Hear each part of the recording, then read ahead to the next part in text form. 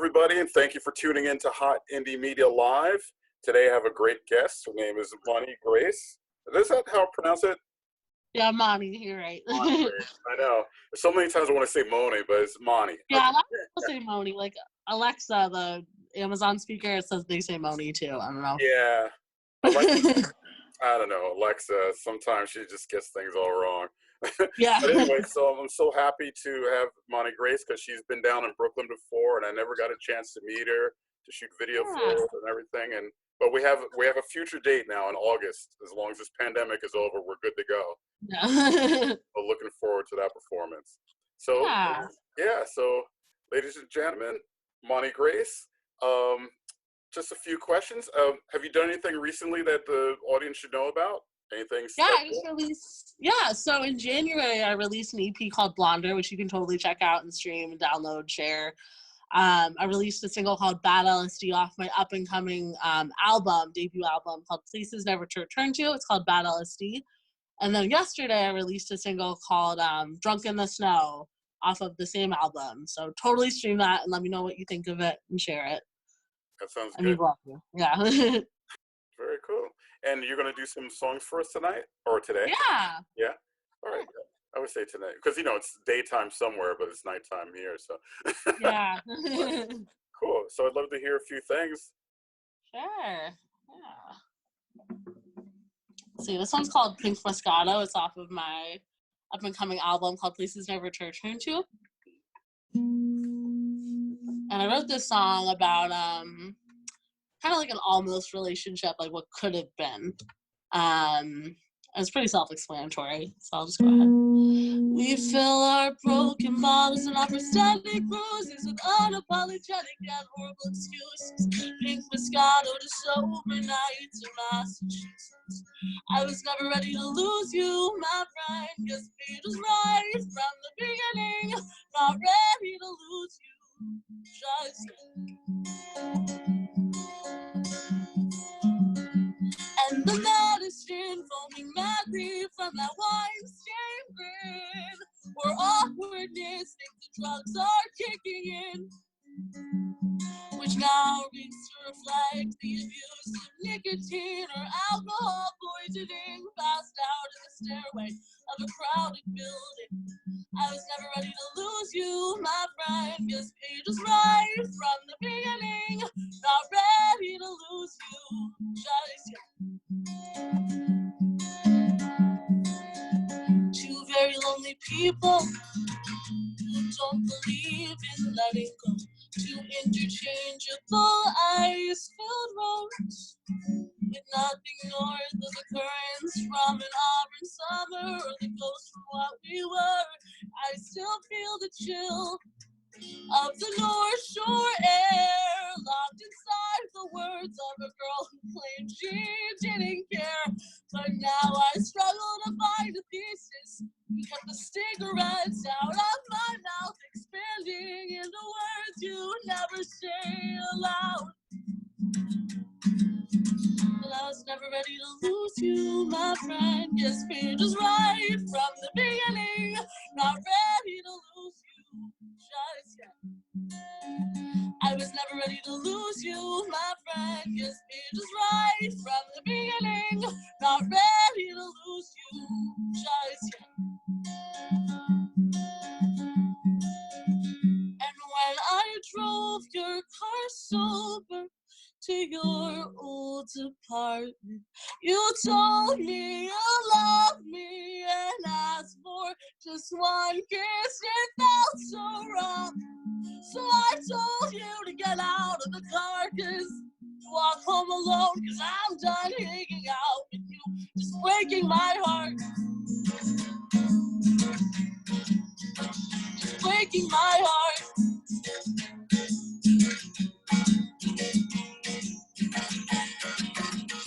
I was never ready to lose you, my friend. Your speed was right from the beginning. Not ready to lose you just yet. I was never ready to lose you, my friend. Your speed was right from the beginning. Not ready to lose you just yet. That's Pink Moscato.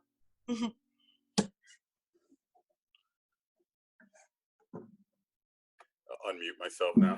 Now you can come through. That's awesome. So you want to tell us a little bit about that song? Yeah, so I wrote that song on Christmas, the day after Christmas. So like, yeah. I wrote it in the mindset of always finding myself in these places of just being so invested in another person or invested in another thing that has no benefit for you. It's kind of toxic in a way, and it's so negative, and you just always find yourself in that, being attracted to that energy. So toxic, not a good thing. It's about someone I knew for a very long time, and we ended up just like talking about it, and I ended up driving his car home because he was drunk, and we just talked about everything. And the song's very self-explanatory, but it really struck a chord in my heart for me because I was able to get over this almost relationship. I was able to heal from it, even though it was like a 10-year thing. And it did hurt a lot, but you know, I was able to grow from it, and I hope other people will be able to relate similarly to it, find the same way, you know? Very cool. And we talked a little bit before in the past about how, you know, all of your songs have this level of, you know, something that's impacted you personally, and you sort of write these songs, and other people can sort of learn from those experiences and help them get through things. Have you ever had anyone come up to you after a show and say, you know, that song really touched me, and this is how or why? Or I think one of the most, I got an email recently from someone who saw my show in a small town in Massachusetts, and they basically just said, you know, my stories struck a chord with them because they just felt the emotion, and they really felt like they were there. I feel like it's important to also talk about how when I share my stories, or if I talk about my poetry, because I do write poetry, or my music, or I do interviews and talk about heavy things, it's not for you to, the listener, to carry with you, like carry my trauma, carry my stories or memories of pain. It's not for you to, you know, carry with you, feel like you have to take me away from the experience or just hold it inside of you. It's kind of a safe space for me to share my story and tell other people that it's okay to talk about things like this also. And that's the gist of what the person said of me, and it was just it touched my heart. And then recently, after my show in New York, I had this man come up to me, and he said something about how you know, now he's thinking about all of his exes, and like, that's not really my intent, but you know, it happens. So yeah, that's the whole thing about artists. They always talk about when you create a piece of art and put it out there, everybody's going to have their own interpretation of it or how it affects them. You know, it's always tricky with that kind of stuff. Yeah, I feel like it's important to like not overshare the meaning of songs in that sense, because I feel like it takes away from your interpretation of it, because you might be thinking something completely different, which is fine. And that's what art's supposed to. It's supposed to be like, it's supposed to be universal in that sense, because feelings are universal. Yeah. And music is what feelings sound like. So. Yeah. Would you like to do another song? Yeah, sure. Awesome. Thank you. Yeah, sure. No problem.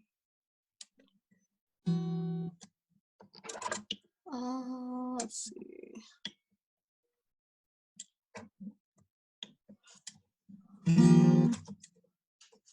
This is called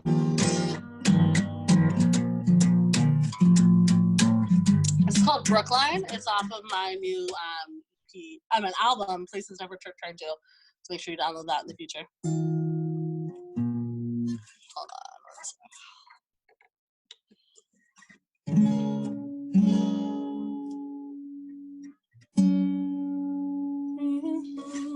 one second.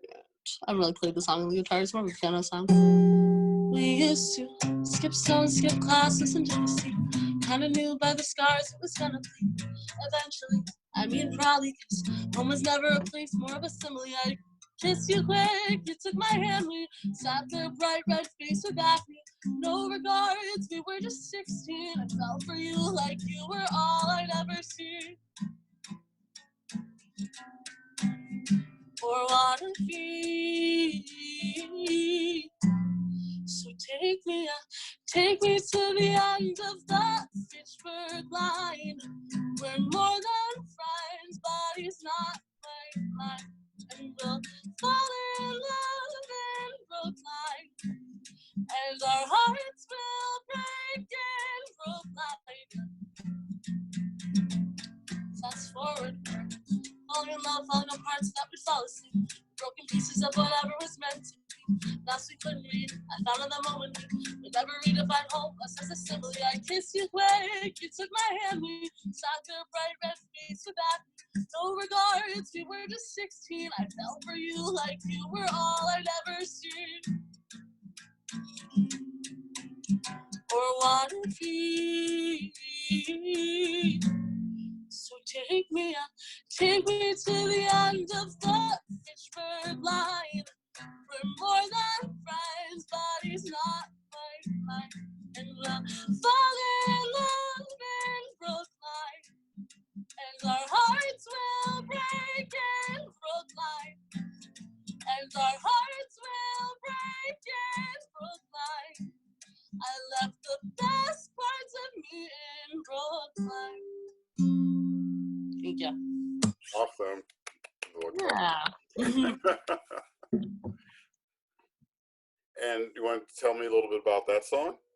Yeah, I wrote that over the summer. Yeah, like late August, I think. I wrote it kind of in the mindset of being in a place where, you know, you're falling for someone, you have feelings for someone, and it's such a romanticized thing, being in love with someone who doesn't love you back.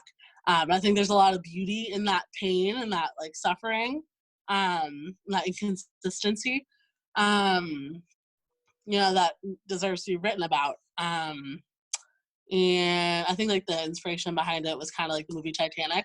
Even though I don't really talk about Titanic at all, it was more or less just like the theme of being in love and just being so innocent, and like it was all about the summertime and just like all that stuff. I mean, Titanic is not, but this song's like the summertime and just being in that safe environment where you just really fall for someone. So yeah, those are always really tricky. They're so, I can't even talk about the heartbreak that's involved in those things. Yeah, right. Yeah, like you said, it's just beautiful and tragic, and you know, part of it's like, I just wish it just never happened. You know, and you have those people, Yeah, right. ready to love was lost. I'm like, stop with that. It doesn't. It wasn't even mine. You know, yeah, it's funny. It's funny how our minds can trick ourselves into thinking stuff like that. Yeah. So yeah, and so where are you recording out of today? Oh, I'm at my studio. It's a town in Massachusetts, called the Mixing House. If you ever want to book any shows here, I mean, recording sessions here, I really recommend it. Yeah. It's my friend Jesse, who I've kind of been like quarantined with, so it's not a big deal. But yeah, it's a good studio. I love it. It's where I record all my stuff. Yeah, it looks like a good space. So they have like a basic, nice live room that everyone could play together in, or how do you usually record? Yeah, this is like I'll show you a little bit. This is like the live room, so it has all this stuff.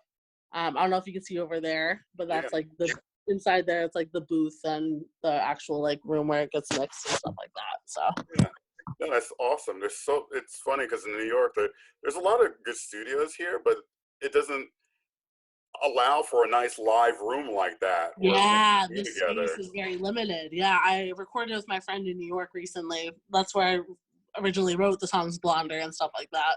Like the first drafts of them, like demos.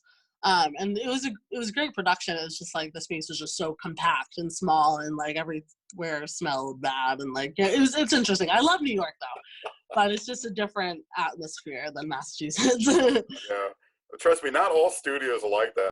Yeah, it's definitely nice to have like all the space, one, because of social distancing, but also two, because you're able to just like really find yourself in like a peaceful environment that's not like too close to, I get claustrophobic very easily. And I just love the studio because it's just so open. I'm able to like use all the space and just like center myself before I'm performing and stuff like that. So that's great.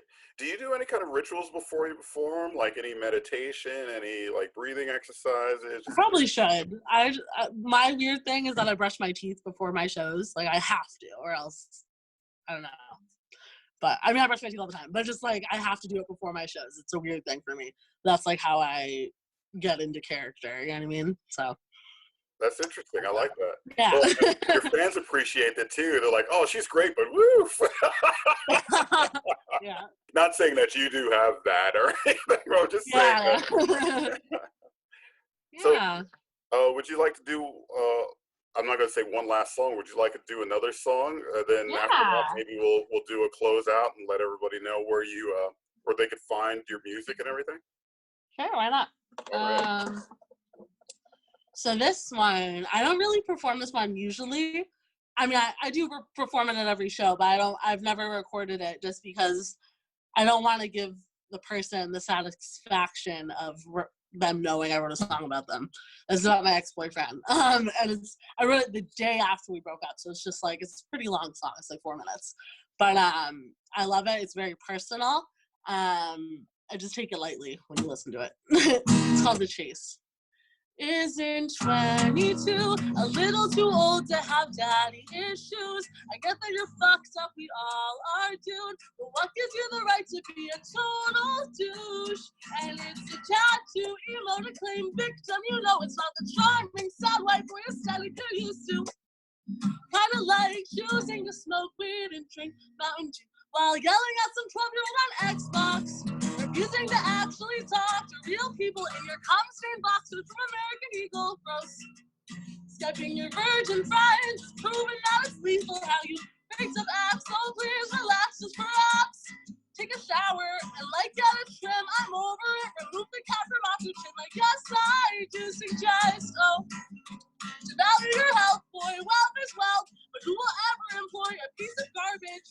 Maybe you should learn how to love yourself, cause it's so fucking toxic. You need to fit the sad white boy aesthetic. It's so pathetic, like actually hilarious. Yeah. And now that I can breathe again, I'm somewhere time smiling with friends. So take a step inside my head and let me show you why instead of attempting to hurt me, let's pretend you're even worth the effort it takes me to introduce like the second hottest girl in the 10th grade. You tell him this. You were never worth the chase. I hope she fucks you harder with the acne on your face. Your shitty car, your racist speech, your misogynistic ways. You never fail to disappoint, like please only stick to pre-roll joints. You could never even pass TDH. I hope to God she understands you're such a waste of DNA. And I'm grateful now because it's divine and I can finally walk away from the biggest mistake of my entire life. And when your big clouds evaporate like the people who now tolerate you, hide behind the snapbacks or the weird ass playlists and awkward movements. Oh yeah. Most importantly, I think the whore he decided to fuck instead. So watch my snap story, cause you'll never hear from me again. I know you'll see shortly, maybe before he weighs himself, he weighs his life while he breaks the scale for the 10,000th time, and he'll jack off to Rick and Morty. So signed accordingly. Thank you for saving me, Courtney. XO sign that bitch from your DMs. Yeah, fuck, we'll still be friends. And I wish you luck with your STDs or his OCD or just sleeping on the floor. I took the bed frame back cause he never paid for shit. Threw away the mattress. Girl, do enjoy the small dick. I'm so glad someone gets off to it. Thank you cause I was so fucking sick of faking it. And I hope you like your gifts like the cringy Venmos, cause only God knows to buy his Lunchables means you'll get a hot pink sweater from Abercrombie and Fitch. Signed the luckiest bitch from 01742. And and fuck your 603 and oh hey Courtney. Like the second hottest girl in the 10th grade. Thank you. Thank you.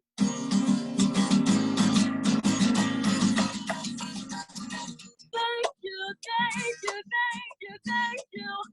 Fucking thank you. The end. So it's called The Cheese. I know it's a malicious song, but it's more or less just about not letting people silence your voice, which is what Blonder's about. I think it's important to talk about that also, because a lot of the times people will just try to shut you down and play victim and gaslight your situation. But you need to stand up for yourself and just shut those, like, use your voice more. When people are trying to silence you, just fight harder to be heard. I love that song so much. It's like, yeah. Is that song like online somewhere? No, I don't have it posted anywhere. I play it live a lot though, but I don't think it's anywhere. It might be. I don't know. Okay, so in August, please add that to your set so I can have that record that. Yeah. I'll have to get somebody else to hold the camera for me during that so I could like dance around and sing along with you.